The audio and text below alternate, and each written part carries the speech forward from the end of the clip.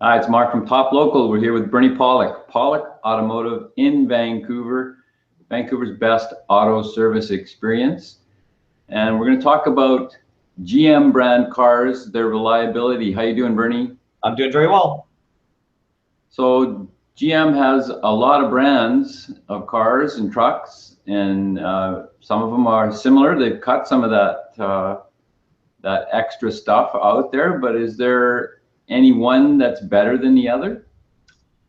Well, I would say not. I mean, GM vehicles. So we're going to talk just about cars in this particular hangout. But I mean, yeah, I mean, there's a lot of similarities among GM brands of vehicles. They're they share engines between, say, Chevrolet and well, it used to be like Pontiac and Buick. And Chevrolet would often share the same engines, and Oldsmobile as well, or Oldsmobile and Cadillac would share some different engines. Cadillac is unique. They have a lot of engines that you don't see in Chevys, but sometimes over the years they've blended things together. Is one brand better than the other?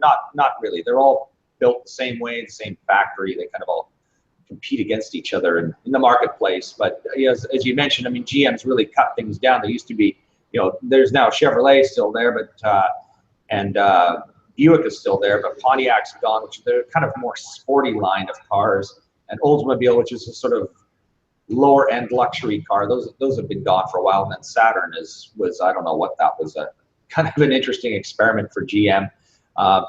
Saturn was actually, their cars were unique to start off with, but as time went by, they started sharing things with different cars on the platform. But Saturn had speaking of Saturn, I mean, they had a very bad reputation for a long time. But my personal experience of them is they actually really weren't bad cars. I mean, they had a few quirks and issues, but there's still some Saturns that are 15 years, 20 years old that are running around that are still good cars.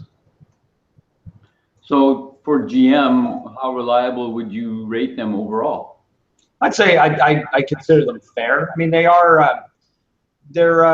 better than they used to be these days. Like over the last 10 or more years, they're a lot better. I think about some of their lower end cars, like a Chevy Cavalier. I mean, that used to be a real piece of junk. I mean, it's still they don't make the Cavalier anymore. But as that line evolved, they started getting better, and some of the reliability problems like blown head gaskets just didn't happen anymore.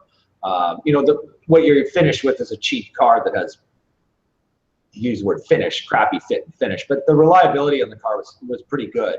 I think overall they're pretty good. Again, I always compare it to the Japanese, the Toyota and the Honda. They're not as reliable, but they're often a much lower price point. So if you have to spend a few dollars in repairs, you're probably still further ahead than buying a Japanese car. But yeah, I'd say nothing specifically jumps out at me about a list of everything about GM engines is bad. They're generally overall pretty good products. So any specific common problems? Nothing that really leaps out at me. There's such a variety of different. They have such a large line of cars and such a variety that there's a lot of little things here and there, but nothing really that's you've got to avoid this car because these engines all blow up or this happens. I mean, there are specific problems, but it's such a broad range. It's hard to speak on anything in particular. So we talked a little bit about Cadillac being different. They make a few different unique vehicles, the Corvette and the Chevy Volt, for instance. How are those vehicles? They're good. They're pretty good. I mean, we've never worked on a Volt. I mean, it's not there's very few Volts around. They're rare to see. It's kind of a neat concept of a car because you've got the plug-in electric car, which is great for most people's use. You've almost never run the engine, but if you decide to go to Calgary, tomorrow you can just hop in the car and you don't have to worry about where am I going to find a charging station. So I think it really gives you the best of both worlds. Just did a little, reading. I mean, the reliability reports on them are not as fantastic, but I mean, I think overall they're pretty good. I know people who own them who speak really highly of them. So there's the Volt. I mean, you get a unique car, and really most people are going to get it fixed at the dealer for the time being.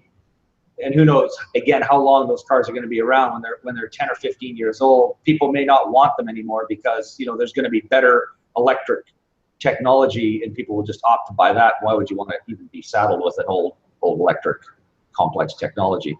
Corvettes, I mean, great car, unique sports car, typically always reliable, good cars, fun.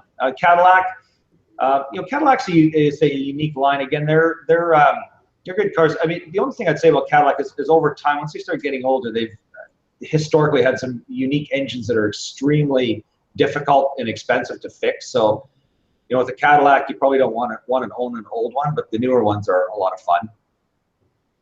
I say old, like 15, 20 years old kind of thing. 10 years is probably okay. Right. So,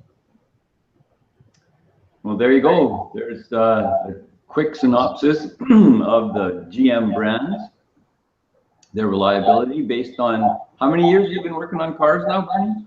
I'm rolling my head and just trying to look up into my head to think about that. About 35 years. Yeah, over 35 years actually.